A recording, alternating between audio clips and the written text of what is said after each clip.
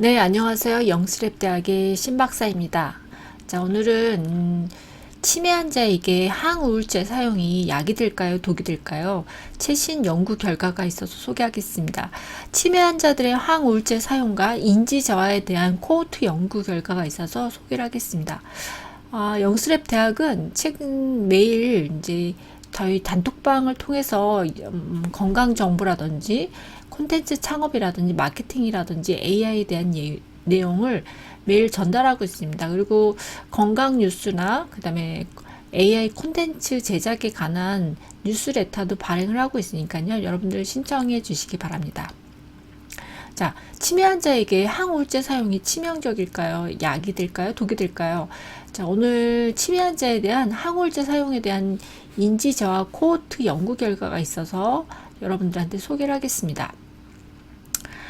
저는 이제 아로마 수업도 좀 하고 있는데, 아로마나 두뇌 활성화 수업, 그 다음에 인지 수업이라든지 그다음에 자연치유, 이너뷰티에 대한 수업을 진행을 하고 있는데, 아로마가 이제 두뇌 활성화나 인지 저하에 도움이 된다는 논문 결과들이 굉장히 많아요. 그런데 오늘은 약물에 대한 소개를 하겠습니다. 이 논문은요, 2025년 2월 25일 BMC 의학에 발표된 스웨덴의 연구 결과예요. 그래서 오늘 그 내용을 좀 소개하겠습니다. 자, 우리 항우울제는 여러분들 대부분 우울증이나 불안 환자들한테 사용하는 것으로 알고 있죠. 근데 치매 환자들한테도 자주 사용이 되고 있습니다. 왜냐하면 치매 환자들이 이 인지 기능의 저하로 인해서 갑작스럽게 불안감이라든지, 왜냐하면 기억력이 서서히 저하되고 또 두뇌의 어떤 신경병리학적 변화로 인해서 우울이라든지 불안이라든지 공격성이라든지 불면증 같은 이런 어떤 딱 그 우울 환자가 나타나는 증상들을 같이 나타내는 경우가 있어요. 그래서 노년기의 환자들을 보면 이게 우울증의 증상인지 아니면 치매 환자의 증상인지 이게 구분이 잘 안 될 때가 있거든요.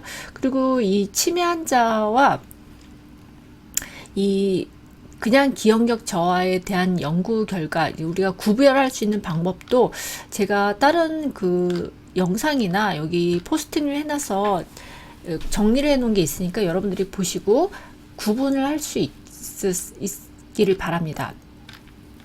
자, 그리고 또 한 가지 우리가 좀 기억해야 될 게 뭐냐면, 우울증 환자들, 특히 노년의 우울증 환자들은 이게 우울증인데도 치매 환자처럼 보이거든요. 왜냐하면 기억력이 저하되면서 인지력이 갑자기 떨어지는 경우가 있어요. 그래서 이게 치매처럼 보이는데 사실은 치매가 아니라 노년기 우울증이 치매처럼 보이는 경우도 있고, 또 치매 환자들이 우울증으로 보이는 경우도 있고, 이래서 이게 좀 구분이 많이 필요합니다. 그래서 치매 환자들한테도 보면 불안이나 우울증, 공격성, 불면증 같은 증상을 나타내기 때문에 항우울제를 치매 환자들한테도 처방이 돼서 복용을 많이 하고 있는데요. 그 중에 이제 대표적인 게 선택적 세로토닌 제흡수 억제제라고 해서 우리가 보통 약자로 SSRI라고 보통 많이 부릅니다.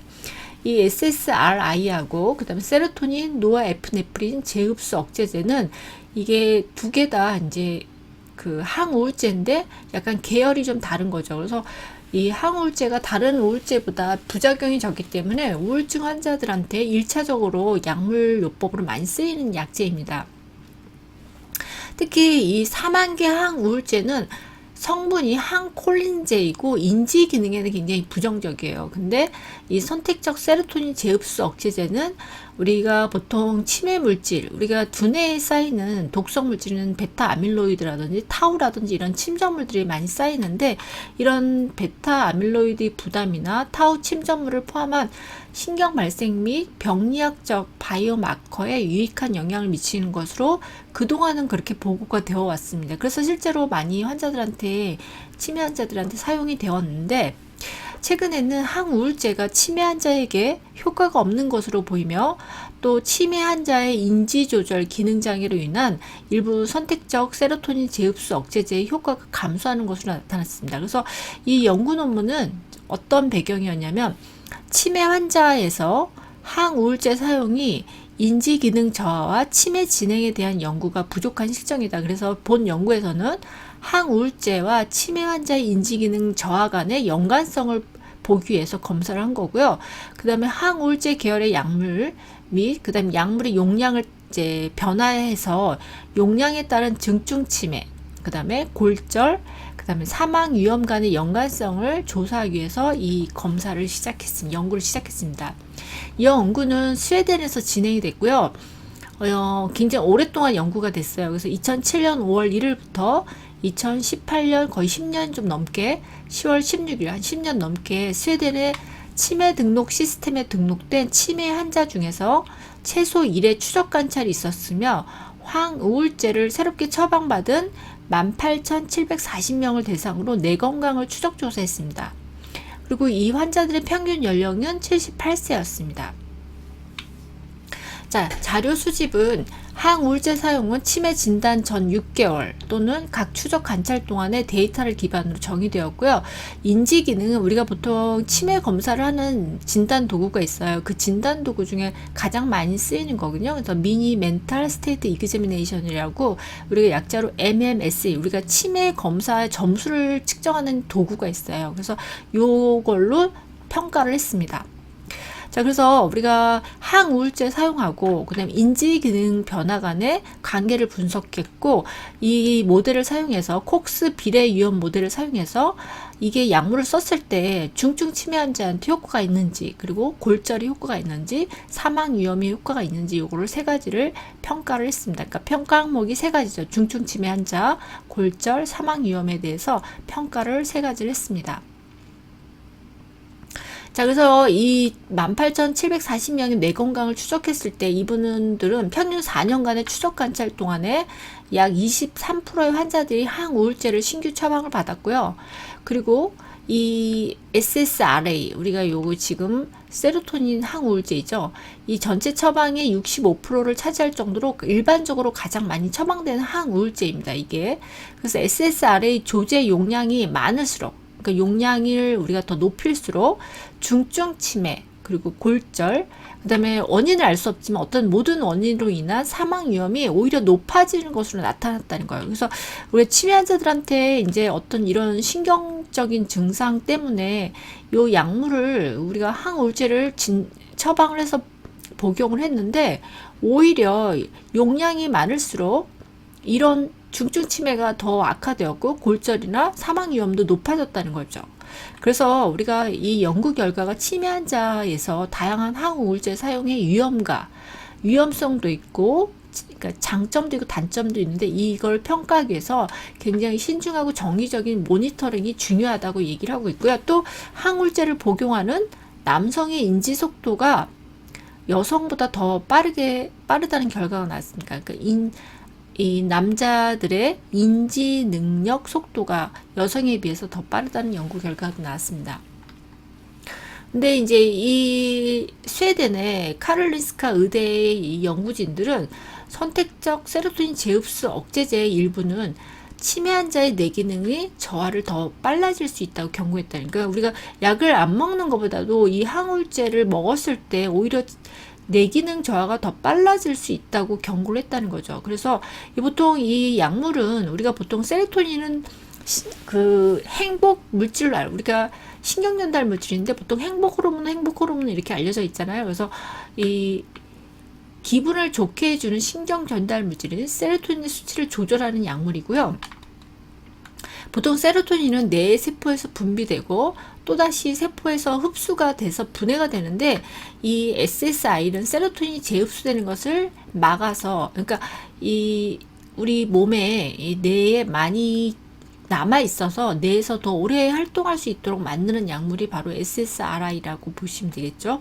자, 그래서 연구진은 특정 SSRI를 평균 이상의 약으로 복용하는 것이 치매 척도, 우리가 점수를 아까 MMSE 점수를 냈을 때 0점에서 30점 사이에서 연간 0.42포인트 추가 감소되는 것으로 보였다는 거죠. 그러니까 이 악화됐다는 거죠. 0.42 평균적으로 봤을 때 연간 0.42포인트가 감소됐다는 거죠. 특히 약물 중에서 에스시탈로프람이 가장 빠른 인지속도 저하와 관련이 있었고, 그 다음에 이거 약물 이름입니다. 특정 약물, 이제 우리가 보통 여기 보면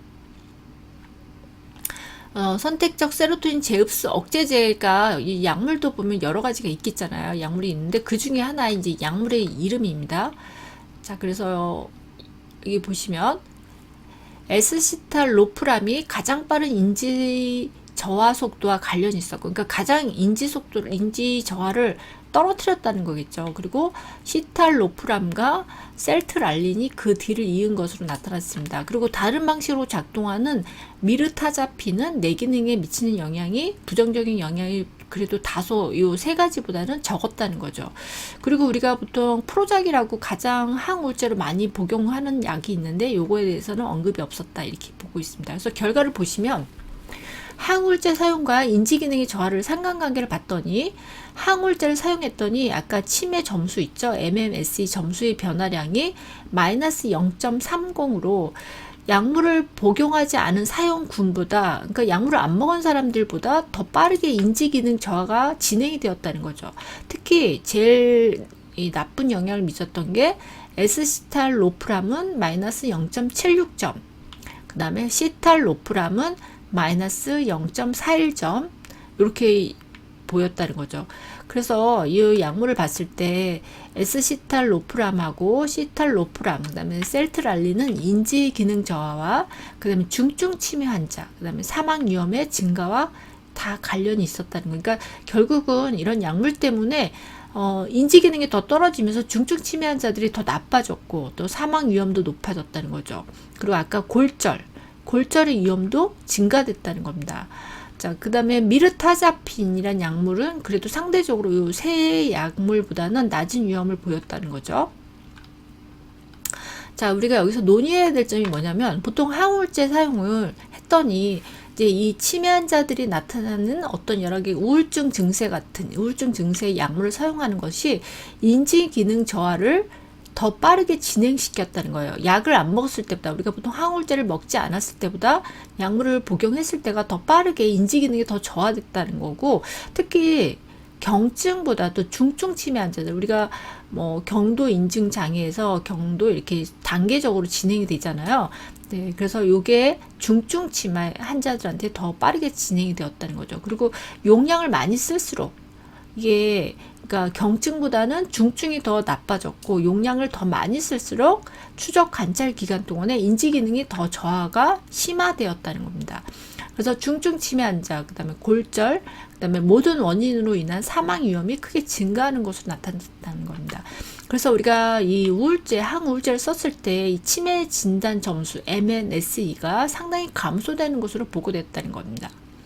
그리고 이 약물을 사용한 사람들은 약물을 복용하지 않은 환자들에 비해서 인지기능 저하도 빠르게 나타났다는 거. 우리가 보통 지금 이제 치매는 아직 특효약은 없지만 뭐 여러 가지 대사기능제 여러 가지 약물로 인해서 진행을 빠르게 진행되는 걸 조금 막아주는 정도의 약물은 우리가 보통 뇌기능 영양제 같은 것들도 많이 쓰고 있거든요. 그러니까 진행을 좀 빨리 되는 것을 억제시켜 주는 건데 오히려 이 항우울제 사용이 이 치매 환자들의 치매 진행 속도를 더 빨리 진행시켰다는 겁니다. 그래서 여기 보시면 시탈로프람은 마이너스 0.41점, 연간 마이너스 41점이 더 떨어졌고 셀트랄린은 0.25점, 그 다음에 에스시탈로프람은 0.76점이 더 많이 감소되었다는 겁니다. 그러니까 그래서 이 치매 진단 점수가 최소 임상적으로 유의미한 변화는 1에서 3점보다는 낮은 것으로 보이지만 어쨌든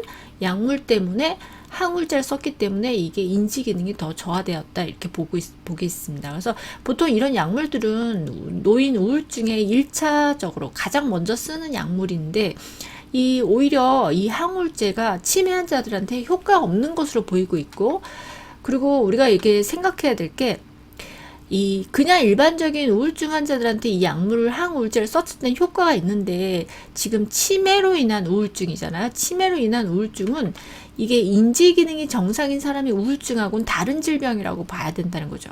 그러니까 증상은 우울증이지만 이 치매는 두뇌의 어떤 신경병리학적인 그 변화 때문에 뭐 신경세포의 뭐 파괴라든지 이런 질환 변화 때문에 나타나는 우울증인데, 이런 우울증에는 이런 우울증과 그다음에 인지 기능이 정상인 사람들에 나타난 우울증은 완전히 다른 질병인데 똑같은 약을 쓰는 것이 오히려 효과가 없었다고 이게 효과가 없다는 걸 지금 이 논문에서 간접적으로 보여주는 거죠. 그래서 치매의 인지 조절 기능 장애는 이 약물의 효과를 감소시키는 것으로 또 보이고요. 그래서 이 약물은 인지 기능에 의한 아주 부정적인 영향을 미치는 것으로 나타난다. 그렇지만 어찌됐든 앞으로 임상적으로 유의성은 굉장히 불확실하지만 어쨌든 이런 결과가 나타났다고 볼 수 있겠죠. 그래서 우리가 이 연구 결과를 봤을 때 이 코호트 연구는 굉장히 오랫동안 10년 넘게 지금 우리가 코호트라는 건 굉장히 장기간의 연구 결과를 말하는 거군요. 지금 11년 정도의 장기간의 연구인데 항우울제 사용이 지금도 굉장히 많이 처방이 되고 있는데 이 항우울제 사용이 치매 환자에게 있어서 인지기능 저하가 더 빠른 것과 그러니까 인지기능이 더 빠르게 저하되었다는 거죠. 특히 이 약물 시탈로프람, 셀트랄린, 에스시탈로프람 같은 약물이 그랬다 이렇게 보시겠습니다. 그리고 특히 경증보다도 오히려 중증 치매 환자들한테 더더군다나 치매의 기능 저하가 더 빠르게 나타났다 이렇게 보시면 되겠습니다. 그래서 셀트랄린하고 비교했을 때 특히 이 약물이 제일 나쁘죠. 에스시탈로프람이 인지기능 저하가 굉장히 빠른 반면에 시탈로프람은 인지기능 저하는 조금 더 느린 것으로 나타났다. 어찌됐든 이 용량을 많이 썼을 때는 인지기능 저하가 더 심할 뿐만 아니라 중증 치매 환자들한테도 안 좋고 또 사망률도 높이고 골절의 위험도 높이는 것으로 나타났다 보시게 됐습니다. 그래서 오늘 이제 결론적으로 지금 항우울제를 쓰는 게 이제 보통 치매 환자들도 본인의 뭐 기억력도 떨어지고 판단력, 인지력이 막 떨어지다 보니까 굉장히 우울하죠. 이제 가끔 정신이 돌아올 때 있는데 본인이 뭔가 나쁘게 변하고 있다는 걸 알기 때문에 굉장히 우울합니다. 근데 이 치매 환자들한테 나타난 우울증하고 인지 기능이 정상적인 사람들한테 나타난 우울증이 병이 완전히 다른 건데 그 증상만 보고 똑같은 항우울제를 쓰는 것이 치매 환자들한테는 굉장히 부정적이다. 특히 용량을 많이 쓰면 쓸수록 더 부정적이다. 이렇게 볼 수 있겠습니다. 그래서 앞으로는 우리가 그 치매 환자들한테 무조건 항우울제를 처방할 것이 아니라 개개인의 좀 개별화된 맞춤 치료가 필요하지 않을까 생각이 들고요.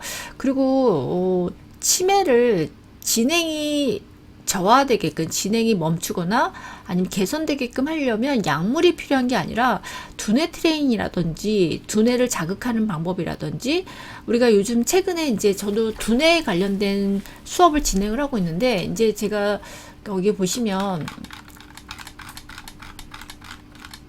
얘가 미라클 브레인 세이키스라는 두뇌 관련된 책을 썼는데 이 책을 쓰기 위해서 제가 많은 자료를 조사했을 때 신경 가소성이라는 단어가 나와요. 신경 가소성이라는 건 뭐냐면 우리 나이가 뭐 70대든 80대든 그게 중요한 게 아니라 두뇌 트레이닝을 하면 할수록 뇌를 쓰면 쓸수록 그리고 뇌를 자극하면 자극할수록 뇌의 신경세포는 적어지지만 뇌 신경세포가 문제가 되는 게 아니라 뇌 신경세포를 연결하는 시냅스의 가지들이 두꺼워지면 질수록 인지기능도 오히려 좋아질 수 있다는 연구 결과들이 많습니다. 그래서 환자들을 그냥 치매 환자들한테 그냥 약물만 가지고서는 치료가 안 되고 이거는 오히려 약물을 가지고 썼을 때 더 악화되는 결과로 진행이 되기 때문에 약물을 쓸 게 아니라 다양한 두뇌를 활성화할 수 있는 자극법을 써야 된다고 저는 생각이 됩니다. 그래서 제가 이제 저는 이제 두뇌 활성화 수업을 진행을 좀 하고 있어요. 그래서 두뇌 활성화와 두뇌 트레이닝 전문가 자격증 과정인데 이제 이 수업이 뭐냐면 두뇌를 활성화할 수 있는 다양한 방법, 현대의학, 대체의학, 한의학적인 방법을 사용하고 거기에 맞물려서 우리가 다양한 놀이법이라든지 아니면 어떤 두뇌 트레이닝을 할 수 있는 여러 가지 방법에 대해서 연구를 하고 있고 실제적으로 워크숍을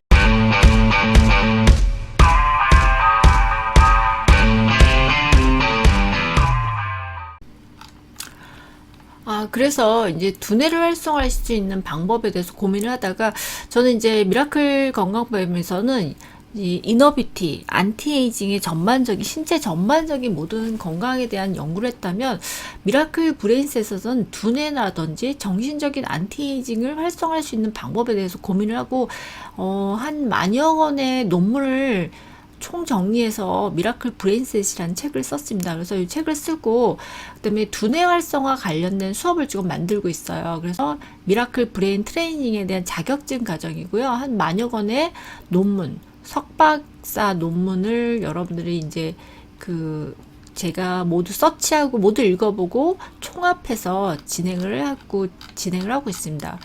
그래서 예를 들면 이제 우리가 나이를 먹으면 이제 노화가 된다는 거, 감정도 노화가 되거든요. 여러분들이 신체만 노화가 되는 게 아니라 감정도 노화가 되고 두뇌도 노화가 됩니다. 그래서 우리가 전두엽, 특히 뇌 기능에서 가장 중요한 게 전두엽입니다. 전두엽은 뇌의 CEO 역할을 하는 지총괄하는 가장 중요한 부분인데 이 전두엽이 노화됐다는 증거는 자발성과 의욕이 떨어지는 겁니다. 여러분들이 잘 생각해 보시면 젊을 때나 우리가 한참 일할 때는 굉장히 의욕적으로 뭔가 내가 스스로 나서서 자발성과 의욕이 굉장히 넘치잖아요. 근데 이 자발성과 의욕이 떨어진다? 그러면 여러분들이 내가 노화됐다는 증거고요. 그 다음에 어떤 감정이나 생각에서 다른 감정의 생각으로 이게 전환이 왔다 갔다 하는 것들이 빨리빨리 되지 않는 거죠. 그 다음에 새로운 발상이나 창조적인 일을 기대하기 어렵고, 이런 발상도 어렵고 일을 하기도 어려운 부분, 이런 것들이 노화됐다는 거고요. 그 다음에 네 번째가 우리가 감정 조절이 안 돼서 쉽게 화를 내고 진행이 되면 감정이 전환이 잘 안 돼서 한번 화가 나면 오랫동안 화가 가라앉지 않는 거. 여러분 잘 생각해 보시면 나이를 먹을수록 우리가 성숙한 인간이 되긴 하지만 보면 감정 조절이 안 돼서 쉽게 더 화를 내고 뭐 별일도 아닌데 오랫동안 화가 나면 그게 화가 잘 가라앉지도 않는 분들 있죠. 이런 분들은 노화가 되어 있다는 증거입니다. 자, 그 다음에 다섯 번째, 자발성과 의욕이 감퇴돼서 만사가 귀찮고 뭐 움직이기 싫어하는 분. 뭐 하자 그러면 뭐 가기 싫어. 이래서 여러분들이 좋은 뭐 영화나 아니면 어디 콘서트를 가자 그러면 싫다거나, 여행을 간다는 것도 여행 가면 고생이야, 싫어. 이런 식으로 우리가 나이를 먹으면 굉장히 자발성이 떨어지고 움직이는 것 자체를 싫어하죠. 이런 것들이 여러분들이 내가 노화됐다는 증거입니다. 자, 그리고 여기 보시면 우리가 2021년 기준으로 이 건강수명이라는 거는 우리가 신체적, 정신적 특별한 이상 없이 생활하는 기간은 70.5세이지만 기대수명은 85.2세로 조사가 되었다는 거예요. 그래서 우리가 보통은 이 갭이 85년인데 15년 동안 보통 이 노인들, 시니어들이 어딘가 요양을 하거나 투병 생활을 하는 것으로 집계가 됐습니다. 그러니까 우리가 기대하는 거는 85세인데 사실 평균적으로 70세부터 아프기 시작해서 어딘가 요양병원에 있거나 병원에 누워 있거나 투병 생활을 하거나 이렇게 집계되는 거죠. 그리고 또 최근에 이제 문제가 되는 게 의료 파산입니다. 우리가 지금 미국도 그렇지만 전 세계적으로 이 고령화가 되면서 의료비가 굉장히 많이 높아지고 있죠. 그래서 요즘 최근에 그 실손 보험회사들이 파산하거나 이런 경우도 주변에서 본 것 같거든요.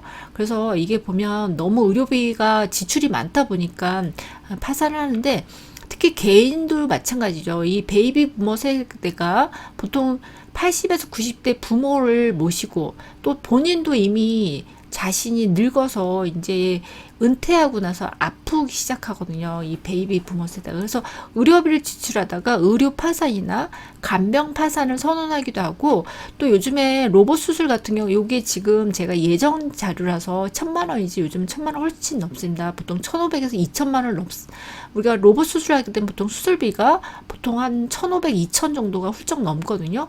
근데 우리 수명은 100세가 아니라 이제 앞으로 120세를 살아야 되기 때문에 이제 또 문제고, 또 뭐가 문제냐면, 여러분들 아직 나이가 젊으신 분들은 병원을 가실 일도 없고 큰 수술을 받을 일도 없어서 별로 의료비가 많이 들지 않겠지만, 대부분 통계학성으로 보면 의료비 지출이 50% 이상이 언제부터 지출이 굉장히 많아지냐면 60세 이후예요. 그러니까 여러분들이 은퇴하고 나서부터 그때부터 실제로 의료비 지출이 굉장히 많아지는 시기입니다. 이러니까 굉장히 문제가 되겠죠. 그래서 특히 여러분들이 가장 지금 많은 의료비를 지출하는 것들이 뭐 뇌혈관 질환도 그렇지만 최근에는 치매입니다. 치매. 그래서 치매가 굉장히 문제가 돼요. 뇌혈관 질환보다 더 무서운 게 요즘은 치매입니다. 그래서 제가 이런 수업을 만들었던 거고요. 그리고 이제 이 수업을 보시면 뭐 본인들이 이제 이 수업을 들으시는 분들이 보면 집안에 치매 환자가 있는 분들도 있고, 또 치매, 부모님의 치매를 앓으신 가족력이 있는 분들, 또 영재 수업을 담당하시는 뭐 박사님이나 이런 분들도 계시고요.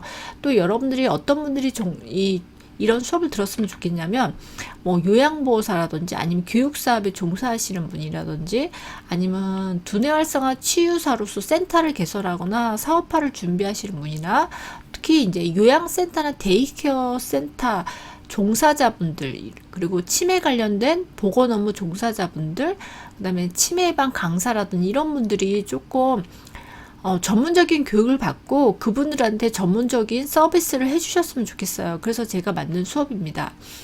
자, 그 다음에 이제 이 수업은 사실 학생들한테도 굉장히 도움이 되거든요. 그리고 특히 이제 정신적 강도가 높은 직장인이나 스트레스가 많거나 그다음에 업무 긴장도가 많거나 이런 분들한테 도움이 될 거라고 저는 생각이 듭니다.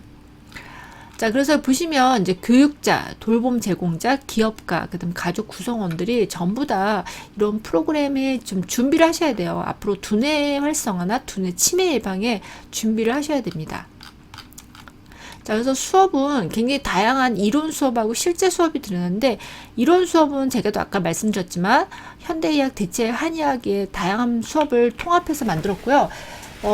워크숍은 실제로 우리가 어떤 프로그램을 진행할 것인지 실습 과정이 있습니다. 그래서 다양한 방법의 뭐 신체 활동이라든지 창의적인 연보, 인지 게임, 감각요법, 뭐 음악과 춤요법, 마음 챙김 이런 다양한 방법으로 제가 그 워크숍 수업 프로그램을 만들었습니다. 자, 그래서 요게 만든 수업이 두뇌 활성화 트레이닝 전문자 자격증 과정이고요. 그 다음에 워크숍, 우리가 실제로 이제 워크숍만 진행하는 과정이 이렇게 두 개로 분리되어 있습니다. 그래서 여러분들이 필요하신 분들은 꼭 진행을 하시기 바랍니다. 그래서 자격증 과정, 이론과 실습을 같이 진행하는 전문적인 분들이고요. 활동가 과정은 주로 워크숍에 활동 워크숍, 아까 여기 두뇌 프로그램을 실제로 돌리는 워크숍 활동가 과정이라고 해서 두 개를 조금 나눠 놨습니다. 그 아까 전문적인 논문을 베이스로 해가지고 치매 예방 퀴즈에 대한 프로그램을 좀 만들고 영상을 좀 만들고 있어요. 최근에 만들어서 제가 지금 비공개로 있다가 이제 공개를 하고 있는데, 여기 보시면 이제 두뇌를 활성화할 수 있는 방법에 대한 프로그램을 이제 영상으로 짧게 좀 만들어 놨어요. 그래서 이걸 보시고, 이미 영상을 지금 제가 한 193개 만들어 놨으니까 여러분들이 지금 요거 다 무료로 풀어 놨거든요. 그래서 여러분들이 들어오셔서 요거를 많이 활용해 보시기 바랍니다. 그리고 주변에 이제 부모님, 사실 저도 우리 부모님을 위해서 만든 거거든요. 그래서 여러분들 주변에 부모님이 계시면 부모님한테도 소개를 해 주시기 바랍니다. 네, 이상입니다.